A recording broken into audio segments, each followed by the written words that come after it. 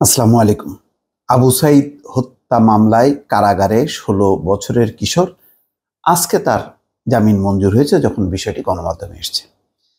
দর্শক, আমি বারবার বলছি যে এই হত্যাকাণ্ডের যে গণহত্যা সংঘটিত হয়েছে, এর বিচার কোনোভাবেই সম্ভব না।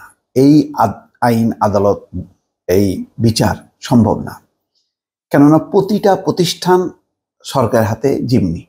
এই অবস্থায় এইসব প্রতিষ্ঠান এই ধরনের গণহত্যার বিচার করবে, এটা কেউ বিশ্বাস করে না, দেশের মানুষ বিশ্বাস করে না।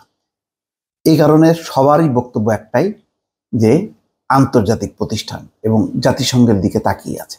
জাতিসংঘ বলছে যে তাদের কাছে যদি সরকার আহ্বান করে তাহলে তারা প্রস্তুত আছে এবং তারা আন্তর্জাতিক মানের বিচার করতে প্রস্তুত।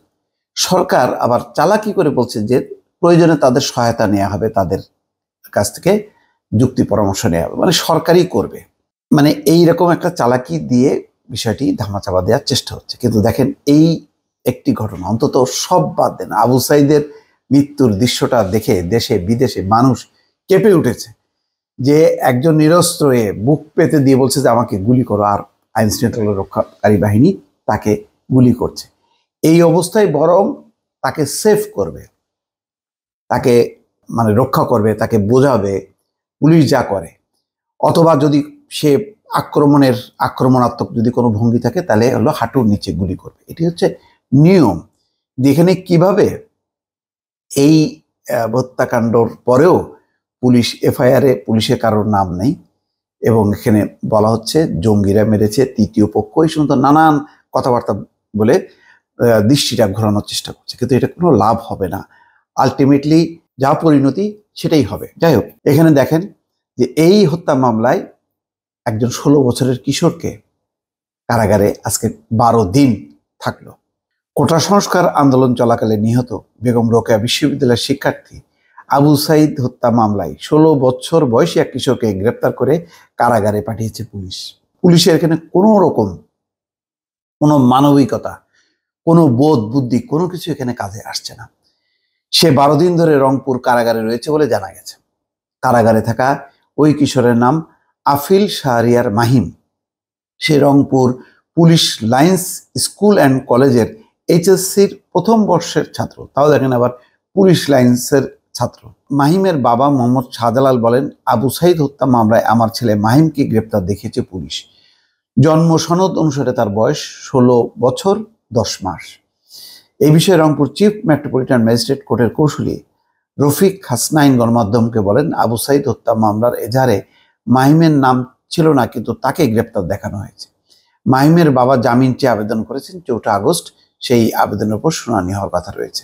মাহিমের বাবা শাহজালাল বলেন, গত ১৮ জুলাই বাড়ির কাছে পার্কার মোড়ে বন্ধুদের সঙ্গে আড্ডা দিচ্ছিল মাহিম।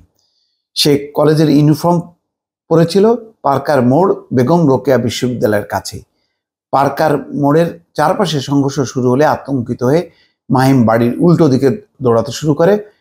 সেই সময় তার পায়ে শটগানের ছররা গুলি লাগে। সারাদিন খোঁজ করেও মাহিমকে পাওয়া যায়নি। রাতে আইন শৃঙ্খলা রক্ষাকারী বাহিনীর পরিচয় একজন ফোন করে জানান মাহিম তাদের হেফাজতে আছে। পরদিন ১৯ জুলাই মাহিমকে ছেড়ে দেওয়া হবে বলে জানান ওই ব্যক্তি। শাহজালাল আরও বলেন, পরের দিন ফোন করলে ওই ব্যক্তি জানান মাহিমকে মুক্তি দেওয়া হচ্ছে না। ওই দিন বিকেলে তাকে আদালতে হাজির করে রংপুর কারাগারে পাঠানো হয়। সামাজিক যোগাযোগ মাধ্যম ফেসবুক পোস্ট করে মাহিমের এক বোন উল্লেখ করেন, রংপুর মেট্রোপলিটন পুলিশ কমিশনার গতকাল মাহিমের পরিবারকে তার কার্যালয়ে ডেকেছিলেন। তিনি আশ্বাস দিয়েছিলেন যে মাহিম সুস্থ আছেন এবং বিচারিক কার্যক্রম চলাকালে পরিবারের সদস্যদের আদালতে উপস্থিত থাকার আহ্বান জানিয়েছেন। তিনি আরও বলেন, আজ আদালতের কার্যক্রম শেষে মাহিমকে ছেড়ে দেওয়া হবে। তো দর্শক, এই হচ্ছে ব্যাপার, যে কিভাবে গুলিবিদ্ধ হলো, পরপর গুলি করতে করতে তাকে যে মানে ফেলে দেওয়া হলো। এই দৃশ্যের পরেও এই হত্যা মামলায় একজন কিশোর অভিযুক্ত হয়। কত বড় অবিচার, কত বড় অবিচার!